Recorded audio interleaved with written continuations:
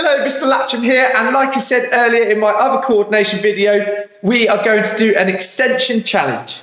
Now this challenge, it measures how good we are with our coordination, especially our hand-eye coordination. This test, it sees how many times we can throw a ball against the wall and we can catch it. But I'm going to adapt it for you because it might be a little bit difficult to throw and catch really quickly. So I'm going to show you a couple of different ways to do this test. There are lots of websites which have this test, the wall throw test, where you can find out some data if you want to compare it against adults and athletes across the whole of the UK. So I'll show you how it's done first of all, and then I'm going to go through a few tips.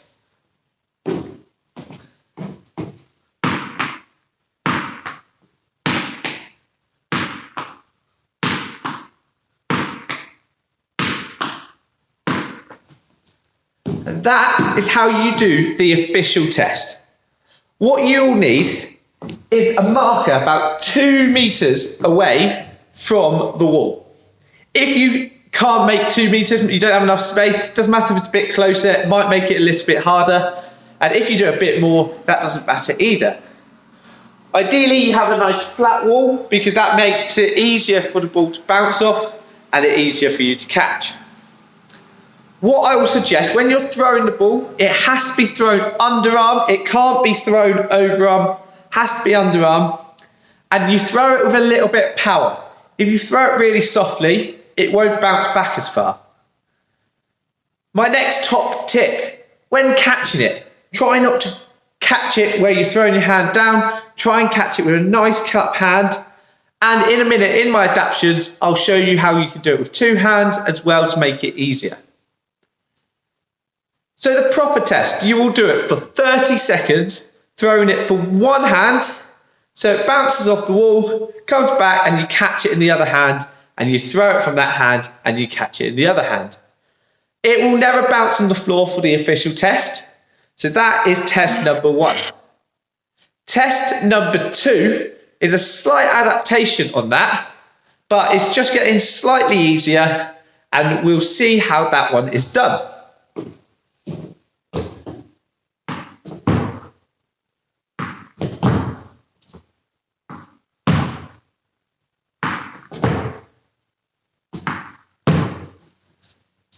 Again, you'll do that one for 30 seconds and see how many of those you can do.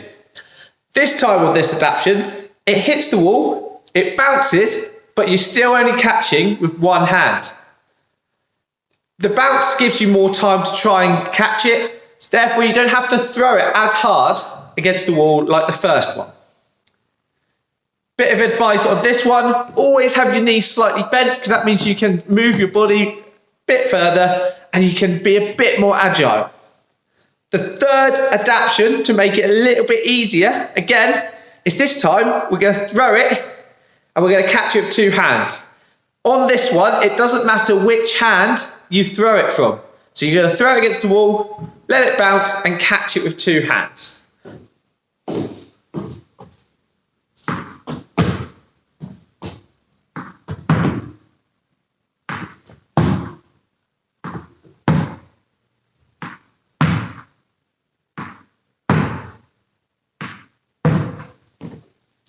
Again, you'll do that one for 30 seconds and see how many you can get.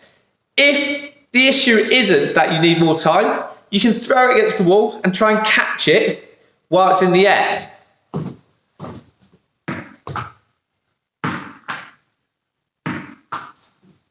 That might also make it easier for you, so you don't have to do alternate arm throwing. However, that is your top level skill if you want to do it. 30 seconds of throwing the ball and counting each catch, and then you set your score.